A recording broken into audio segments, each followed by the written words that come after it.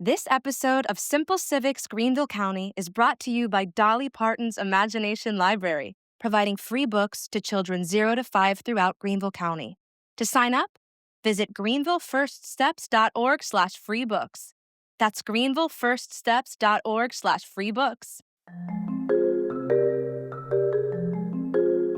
Arts integration is good for all students. It is the key to meaningful, inclusive, and humanistic learning. It nurtures learners' ability, conceptual tools, and strategies to construct meaning and achieve understanding. But what does that mean? This is Mary Leslie Anderson with Rooted Consulting, and on today's episode of Simple Civics EdTalks, Derek Lewis and I talk with Kimberly Gibbs, Director of Education for the Metropolitan Arts Council, and teaching artist ShAy Black about the impact of arts education on student achievement and community collaboration.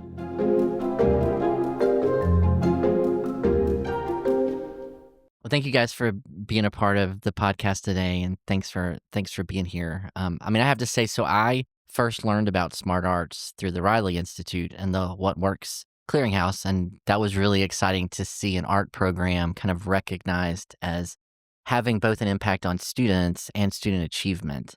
So maybe if we could start, Kimberly, with what is SmartARTS and how does it work? So SmartARTS is a program housed at the TD Center for Arts Integration and the Metropolitan Arts Council.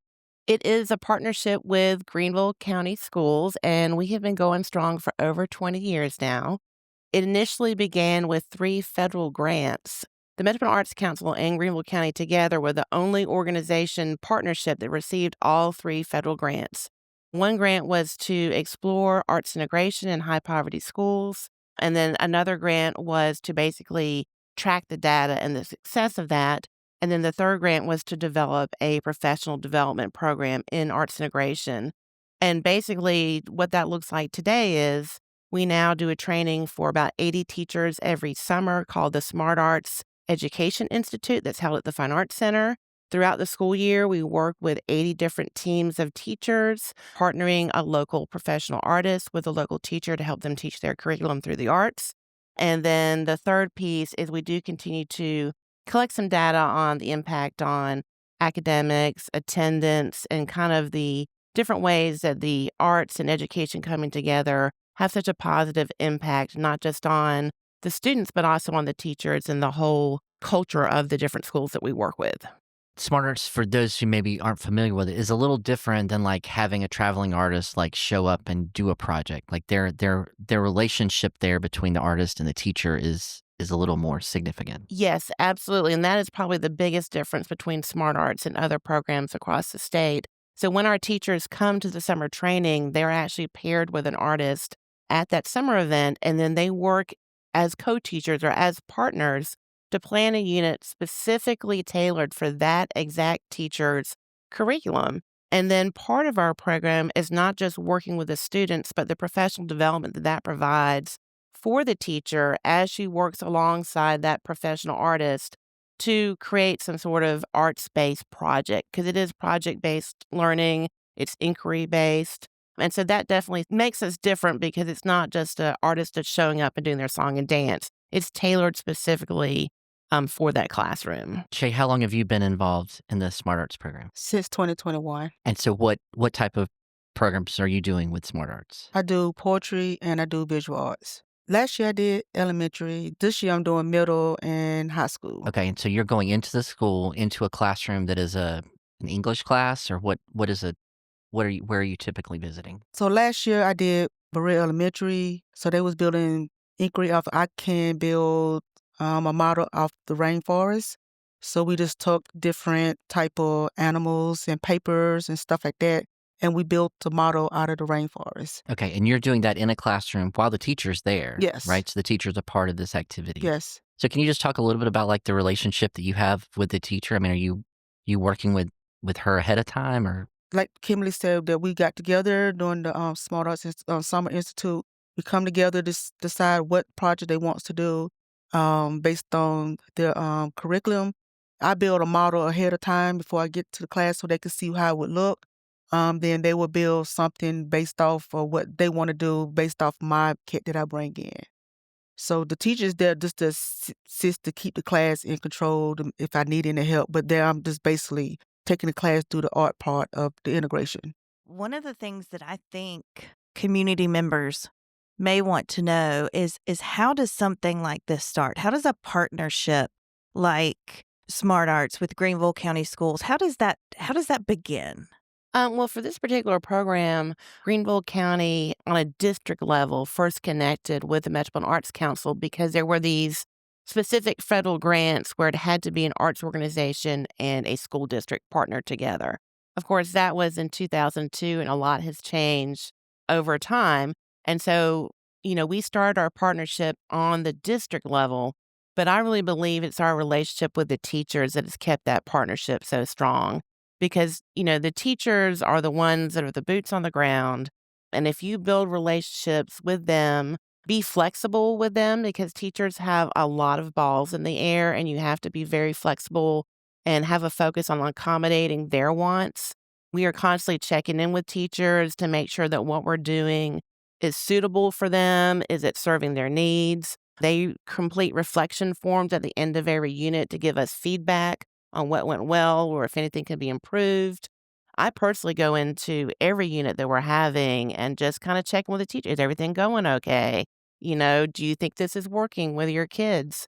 And the other aspect is because we are fundraising from the community, the school and the teachers, they don't have to worry about anything to do with how the artist is getting paid or how are we going to, afford these art supplies. Everything is totally covered by the money that is raised at the Metropolitan Arts Council. And I think that's a big piece of it because a lot of times partnerships will come into a school expecting that school to foot part of the bill. And that is just very, very difficult, I think, for schools. And our model of basically we drive these relationships with community partners like TD Bank is a huge community partner for us, Greenville First Steps, the South Carolina Arts Commission, the Jolly Foundation, all these wonderful community members that come together and provide the funding so that when we're working with teachers in schools, they're not having to worry about that financial piece. What is the difference between arts integration and arts education? There's a big difference there, and I think to the arts layperson, if you will, we might just think of art and visual art, painting or coloring. How does this differ from just straight arts education? I'm obviously a huge believer in arts for art's sake. Arts for art's sake is, of course, very important.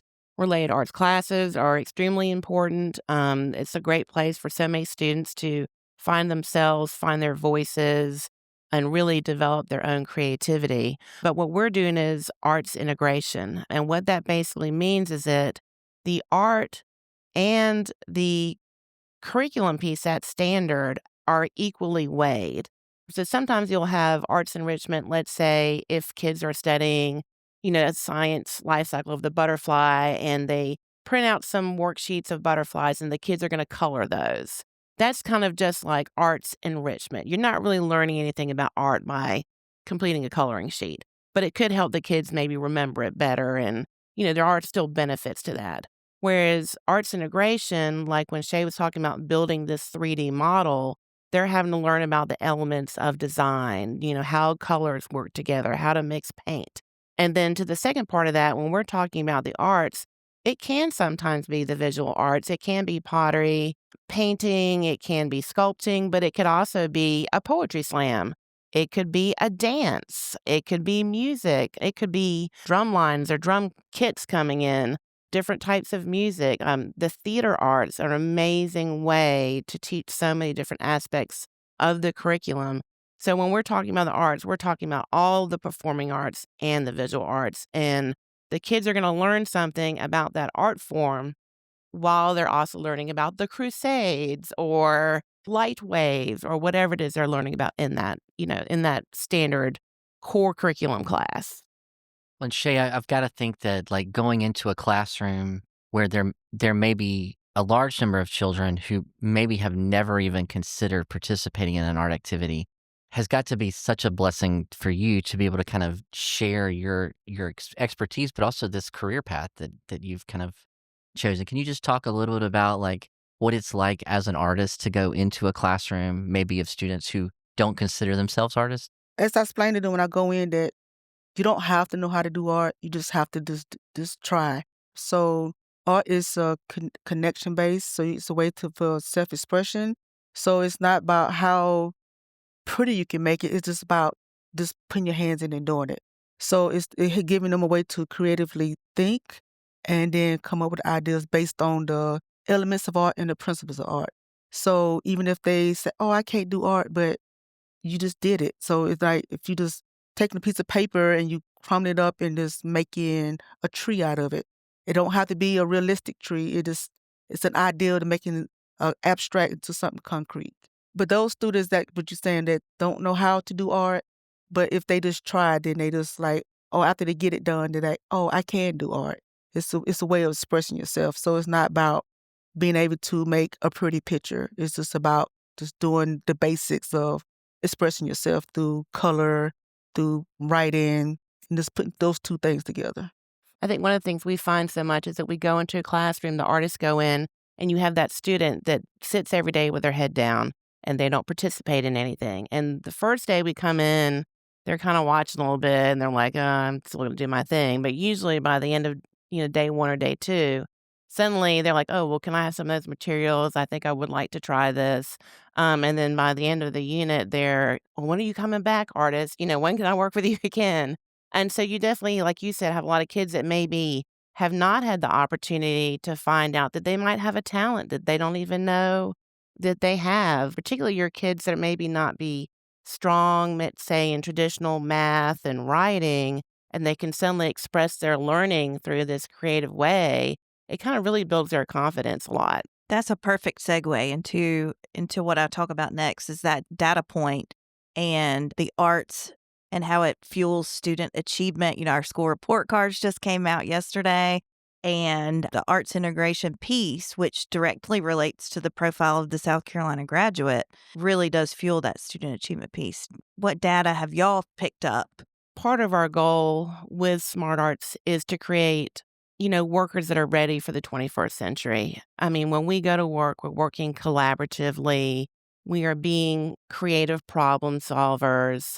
We are going through some sort of design steps and process.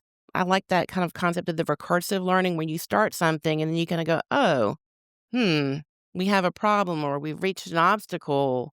How can we solve this? Or what do I need to revise? Or what do I need to change to kind of take this and make it work better? Or we started working on our Tableau as a group and it didn't work out as well as we thought. So now we're going to redo it again. And I think that's something that you really do at work is that you work with other people, you talk about the work that you're doing, and you do creative problem solvings to really create innovation and have, I think, workers that can have their own initiative and their own ideas and kind of bring this creativity that really makes humans what humans are.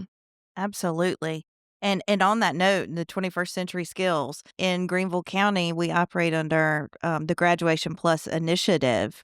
You fuel directly right into what I was thinking about with how the arts fit into the work world and the career world. And I think there's much more of a connection than we generally give it credit for. Absolutely. And I think, too, sometimes it can be in those quiet moments of dialogue. One of the most powerful ways that the arts actually helps things like literacy is when the kids are talking about what they're making, when they're talking about what they just made or planning to make something.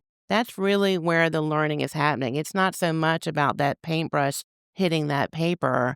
It's really about going through the process with other people and having that dialogue, and all that talking is just getting those synapses in their brains kind of firing. And that really is where the kids see a lot of growth. And of course, too, building resilience.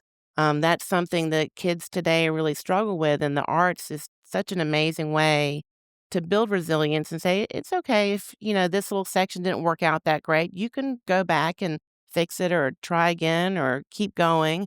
And I think that's something our learners today really need, in addition to the fact that the SmartARTS program is very hands-on. We are not on the computers when we are in the classroom.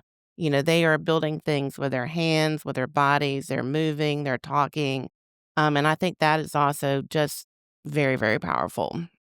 I can imagine that there's nonprofit directors kind of listening to this podcast or nonprofit leaders thinking about like, okay, so, how do I get that level of a relationship with a school that Mac has seen with SmartARTS? And so a couple of things you've talked about that I think are really important, and I wonder if I'm missing anything. So one is this idea of linking this work with Graduation Plus and linking it with kind of these are the education standards that we need to meet in third grade. How can this intervention or this service kind of help the teacher meet those standards? I think the other thing that you mentioned that I thought was really, really powerful is that Mac brought to the district a service that the district didn't have to pay for. That, we're going to do this intervention and we're going to find the artists and we're going to compensate the artists and we're going to provide the service that will enrich what's going on. I think are two really powerful lessons learned. Is there any other lesson that maybe you would offer to people who are thinking about like, how do I get my program or my foot in the door?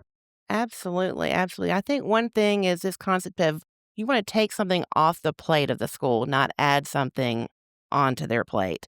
And that is really, really very important. And two, you want to make sure that you're really providing a lot of support and setting people up for success.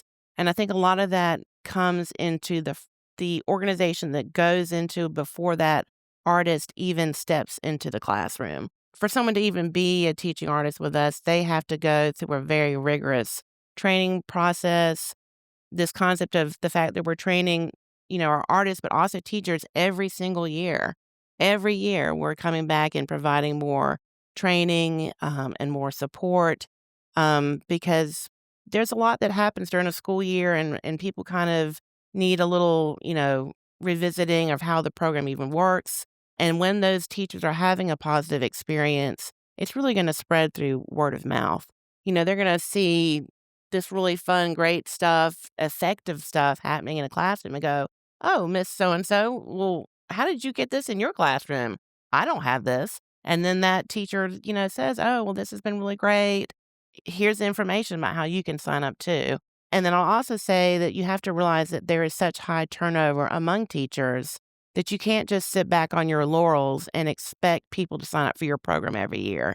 You've got to be constantly reaching out to principals, reaching out to teachers, re-educating principals, re-educating the district about what is your program? What are you doing? Why is it important? Reaching out to different community organizations like this podcast or the Riley Center's award system and making sure you're really doing some marketing of your program and staying in the public eye.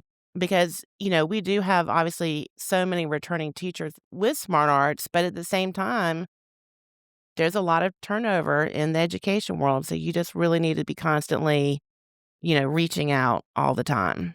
One of the biggest takeaways is that our community partners, nonprofit organizers agree that pouring into the school district is building social capital for our community that we all love so dearly.